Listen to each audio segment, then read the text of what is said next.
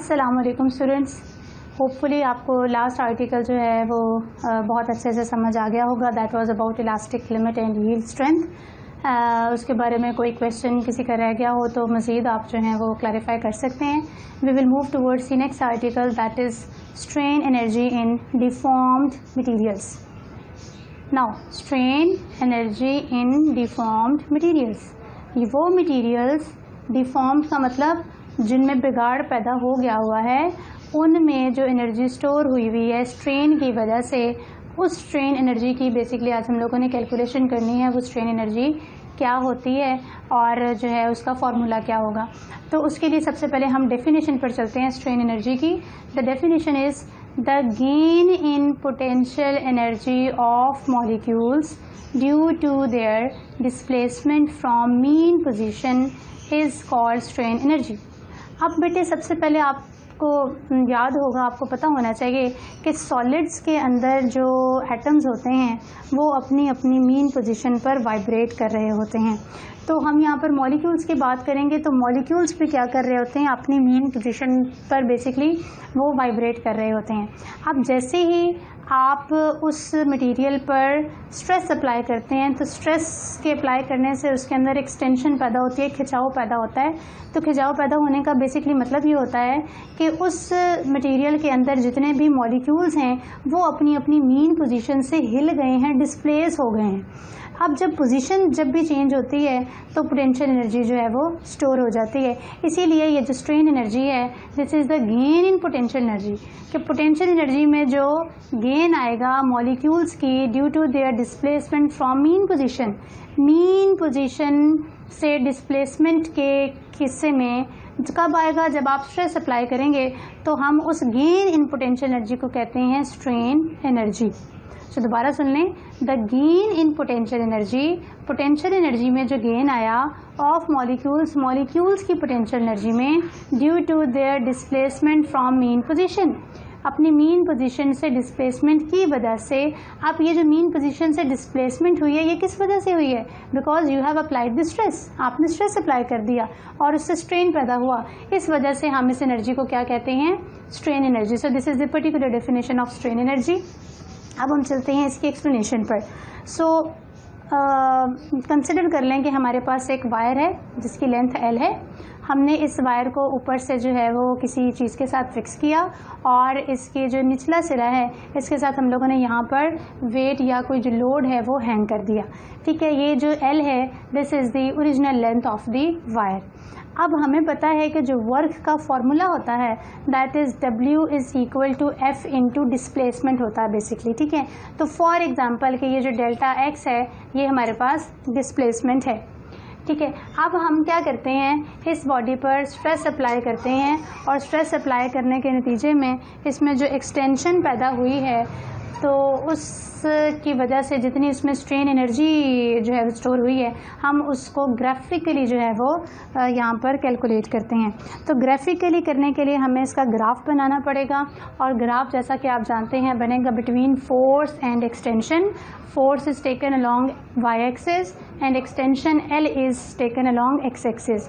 याद रखें बच्चों, capital L is the original length of the wire whereas small l is the extension produced in the wire by the application of stress।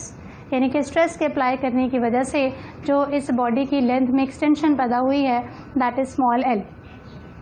अब अगर हम लोग force F apply करते हैं और डेल्टा x की एक्सटेंशन पैदा हुई है तो जो ग्राफ की शक्ल है वो कुछ ऐसी है। अगर हम लोग फोर्स को मज़ीद एक्सटेंड कर दें और एक्सटेंड कर फोर्स को F1 और F2 कर दें तो अकॉर्डिंगली जो एक्सटेंशन होगी उस लेंथ में वो भी इंक्रीज़ होकर L1 से L2 हो जाएगी। ठीक है, तो ये जो हमारे पास ग्राफ बना है इस ग्राफ में हमारे पास जो ट्रायंगल बनी है OAB, जैसा कि आप देख रहे हैं, हम लोगों ने इसको डिस्कस करना है कि जब हम लोग F1 की फोर्स अप्लाई करते हैं इस लेंथ ऑफ वायर पर और उसमें L1 की एक्सटेंशन पैदा होगी तो बेसिकली इस केस में कितनी स्ट्रेन एनर्जी जो है वो उसमें मटेरियल में स्टोर हुई है। तो उसके लिए हमें ग्राफिकल मेथड जो है वो यूज़ करना पड़ेगा और ग्राफिकल मेथड ये कहता है कि ग्राफ में ये जो ट्रायंगल शक्ल बनी हुई है हमने इस ट्रायंगल का एरिया फाइंड आउट करना है।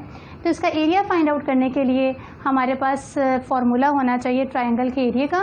तो हमने यहाँ फार्मूला लिखा हुआ है work done is equal to area of triangle OAB। अब ट्राइंगल के एरिया का फार्मूला होता है बेटे half into base into height. This is the base and this is the height. तो बेस पर पॉइंट्स मौजूद हैं OA और हाइट पर मौजूद हैं AB। तो बेस पर जो पॉइंट्स मौजूद हैं वहाँ पर जो एक्सटेंशन आई है हमारी वो आई है L1 की, और जो हाइट है वहाँ पर हमारे पास जो फोर्स लगी है वो है 0 से लेकर F1 की। सो this is the work done half L1 into F1। अब आप लोगों ने फर्स्ट ईयर के चौथे चैप्टर में जो है वो पढ़ा होगा work energy principal. Work energy principal क्या कहता है? वर्क एनर्जी प्रिंसिपल ये कहता है कि जब भी किसी भी बॉडी में वर्क किया जाता है तो वो एनर्जी की फॉर्म में स्टोर हो जाता है। So this W is equal to potential energy. So हम लोगों ने इस W की जगह यहाँ पर पोटेंशियल एनर्जी लिखा। सो इस लेंथ ऑफ वायर में जिसमें कि फोर्स F1 की लगी है और एक्सटेंशन L1 की पैदा हुई है, इसकी जो स्ट्रेन एनर्जी है that is half L1 into F1। अब अगर बेटे हमने यही पोटेंशियल एनर्जी का फार्मूला मॉडुलस ऑफ इलास्टिसिटी की फॉर्म में देखना हो, यानी कि अगर हमारे पास फोर्स ना हो, इलास्टिक मॉडुलस दिया गया हो, हमने फोर्स को एलिमिनेट करना हो, तो फिर हम कैसे करेंगे? तो फर्ज कर लें कि F1 वो फोर्स है जो हम लोगों ने अप्लाई की। A जो है क्रॉस सेक्शनल एरिया है किसका? उस वायर का जिस पर हम फोर्स अप्लाई कर रहे हैं। L1 वो एक्सटेंशन है वायर की जो F1 की फोर्स के लगने से उसमें पैदा हुई, जबकि जो कैपिटल L है वो ओरिजिनल लेंथ है उस वायर की। तो मॉडुलस ऑफ इलास्टिसिटी का फॉर्मूला क्या होता है? Tensile stress over tensile strain. अब हमने टेंसाइल ही क्यों लिया है? बिकॉज हम लोग जो है वो एक वायर की लेंथ को तब्दील कर रहे हैं, तो जब किसी चीज़ की लेंथ को तब्दील किया जाता है तो लगने वाला स्ट्रेस टेंसाइल होता है और पैदा होने वाला जो स्ट्रेन है वो टेंसाइल स्ट्रेन कहलाता है। तो मॉडुलस ऑफ इलास्टिसिटी को हम E से शो करते हैं।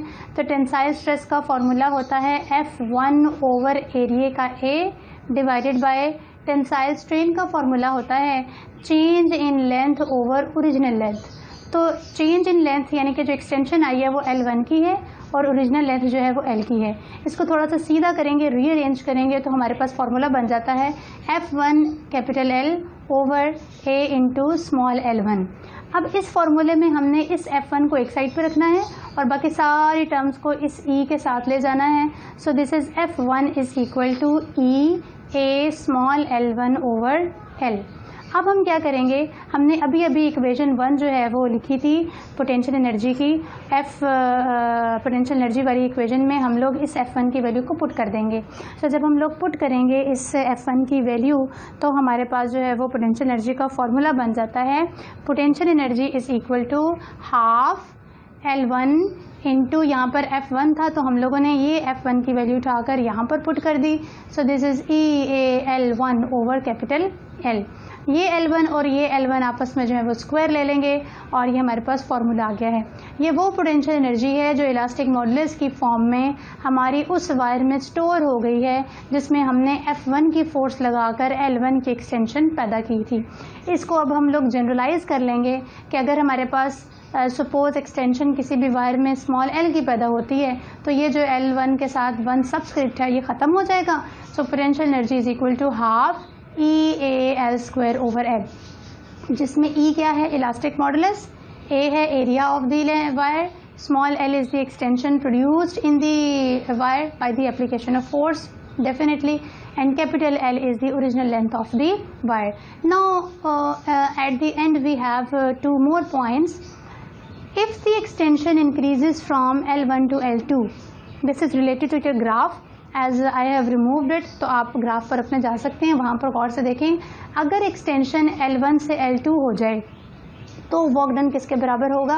आप ग्राफ पर देखेंगे ABCD ट्रेपीजियम बनी हुई है, इस ट्रेपीजियम का आप एरिया निकालेंगे तो ये जो L1 से L2 तक की एक्सटेंशन का जो वर्क डन है वो उस ट्रेपीजियम के एरिया के बराबर हो जाएगा।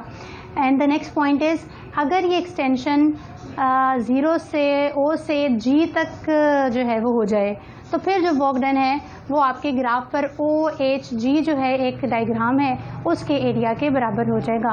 Hopefully you understand the article. It's all about today's article.